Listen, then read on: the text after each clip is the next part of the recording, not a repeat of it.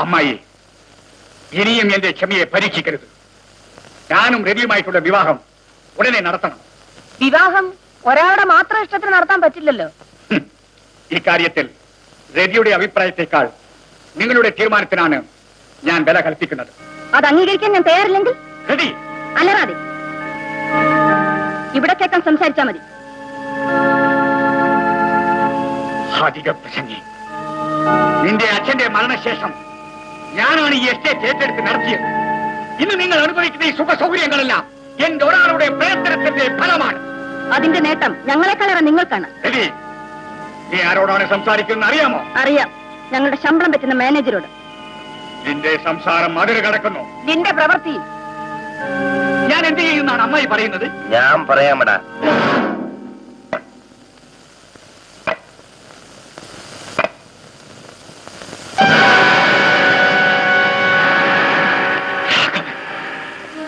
അതേടാ, രാഘവൻ തന്നെ. പ്രേതമാണെന്ന് കരുതി ഭയപ്പെടണ്ട. കത്തിയേറുകൊണ്ട ഞാൻ മരിച്ചെന്ന് വിചാരിച്ച് നീ എന്നെ കൊക്കയിലേക്ക് തള്ളിയല്ലേ? ഇല്ലടാ, ഞാൻ മരിച്ചിട്ടില്ല. അതുവഴി വന്ന ഒരു നല്ല മനുഷ്യൻ എന്നെ രക്ഷപ്പെടുത്തി. ആ വീഴ്ചയിൽ എന്റെ ഒരു കാൽ നഷ്ടപ്പെട്ടു. ചികിത്സയ്ക്ക് വേണ്ടി എനിക്ക് അവിടെ കുറച്ചു ദിവസം താമസിക്കേണ്ടി വന്നു. ഇന്ന് എന്റെ ഭാര്യയും കുഞ്ഞെയും കാണാൻ ഇവിടെ വന്നപ്പോൾ നല്ലവരായ രതിയെയും അമ്മയെയും ഞാൻ പരിചയപ്പെട്ടു. നിന്റെ സൽപ്രവർത്തികൾക്ക് ഇത് കൂടുതലൊരു തെളിവ് വേണോ?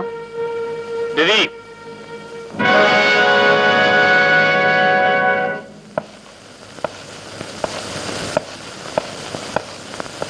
നീ ഇത്രയും ദിവസം എവിടെയായിരുന്നു മോനെ? നിങ്ങളുടെ മാനേജറുടെ കസ്റ്റഡിയിൽ. ഇയാൾ എന്നെ കൊല്ലാൻ ശ്രമിച്ചതാണമ്മേ, പക്ഷേ ഞാൻ രക്ഷപ്പെട്ടു. ഗോപി, നീ ഇവിടെ? എനിക്കൊന്നും മനസ്സിലാകുന്നില്ലല്ലോ. എന്റെ സുശീല എവിടെ? സതീഷ് മോൻ എവിടെ? ഞാൻ ഗോപിയല്ല, രവിയാണ്. Very good. നീ എന്റെ മുമ്പിൽ അഭിനയിച്ചു. ഇപ്പോൾ അളിയന്റെ മുമ്പിൽ അഭിനയിക്കാൻ ശ്രമിക്കാനല്ലേ? ശേഖര, മതി പ്രസംഗിച്ചത്. ഇന്നു മുതൽ എസ്റ്റേറ്റിന്റെ എല്ലാ ചുമതലയും രവിക്കായിരിക്കും. സഹായത്തിന് രാഘവനും ഉണ്ടാകും. ഈ നിമിഷം മുതൽ ശേഖരന് എസ്റ്റേറ്റുമായി യാതൊരു ബന്ധവുമില്ല.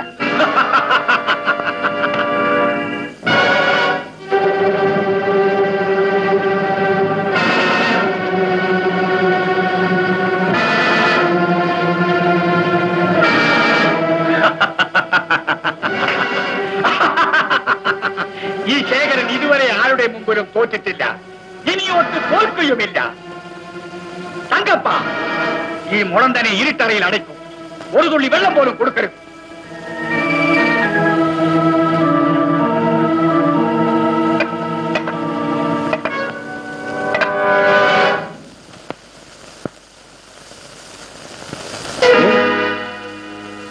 ഗോപിയോ? സുശീലേ, നിങ്ങൾ എപ്പോ വന്നു?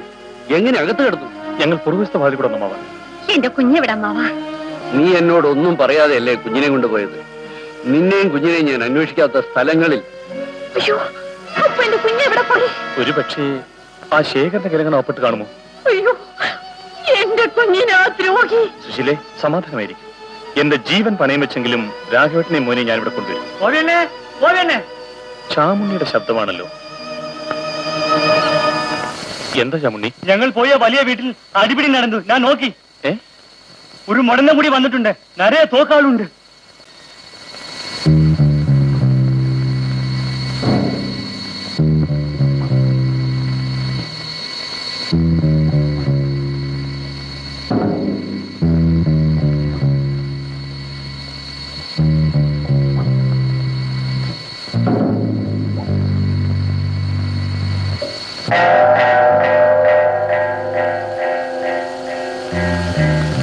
அண்ணே, இங்க அபகடமா?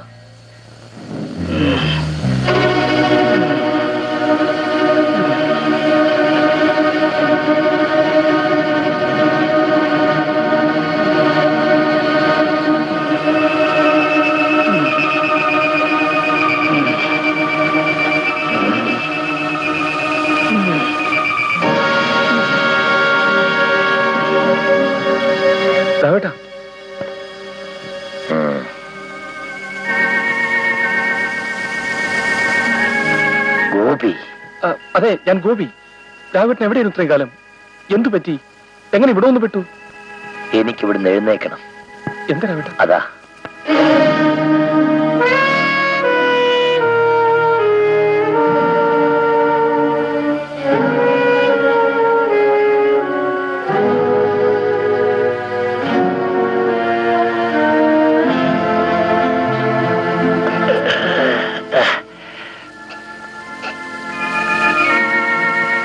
രാഘവേട്ട, കാലിന് എന്തു പറ്റി?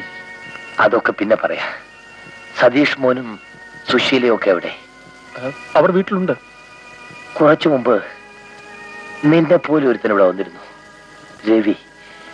അവനെയും രതിയെയും ഒക്കെ ആ ശേഖർ പിടിച്ചുകൊണ്ടുപോയിരിക്കുകയാണ്. അവർക്ക് എന്തെങ്കിലും അപകടം സംഭവിച്ചിരിക്കും. നമുക്ക് ഇനി ഇവിടെ നിൽക്കാൻ പാടില്ല. വരൂ.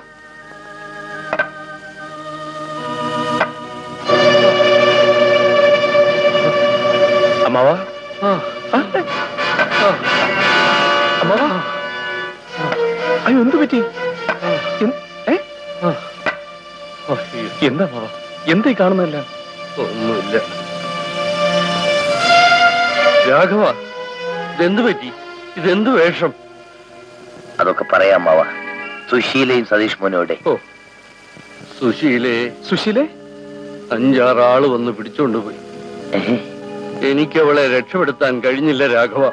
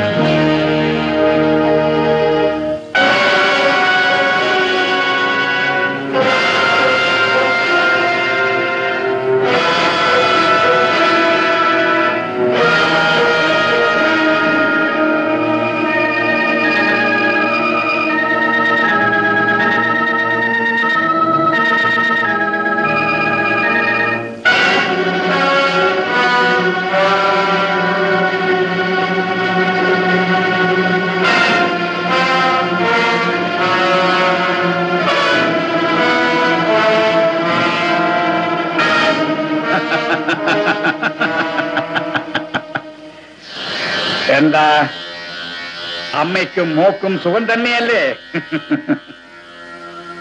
ഈ ശേഖരനെ ഇപ്പോഴെങ്കിലും നിങ്ങൾക്ക് നല്ലവണ്ണം മനസ്സിലായി കാണും. അല്ലേ? മര്യാദക്ക് ഞാൻ പറയുന്ന പത്രങ്ങളിൽ ഒപ്പിടുകയാണ് നല്ലത്. ഇല്ല, ഞാൻ ഒപ്പിടില്ല.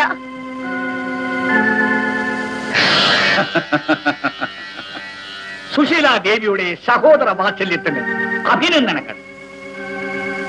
നിന്റെ സഹോദരനെ ഉപദ്രവിക്കണമെന്ന് എനിക്ക് ആഗ്രഹമില്ല. പക്ഷേ രതിയുടെ സ്വത്തുക്കൾക്ക് ഞാനല്ലാതെ മറ്റൊരു അവകാശം ഉണ്ടാകാൻ പാടില്ല. ഗോപി അതിന് തടസ്സമായി നിന്നാൽ അവനെ ഞാൻ നശിപ്പിക്കേണ്ടി വരും. ഈ മനുഷ്യൻ എന്തൊക്കെയാണ് പുലമ്പുന്നത്? ഇവൻ മനുഷ്യനല്ല, മൃഗമാണ്. എടാ ഗോപി, നിന്റെ അവരിയെ ഇനി നീ അവസാനിപ്പിച്ചിട്ടില്ല. പറയൂ, രതിയെ ഉപേക്ഷിക്കാൻ നീ തയ്യാറാണോ? സാധ്യമല്ല. മരണം മുന്നിൽ കണ്ടുകൊണ്ട് വേണം മറുപടി പറയാൻ. ഇതിന് മറുപടി പറയാൻ എനിക്ക് ആലോചിക്കണമെന്നില്ല.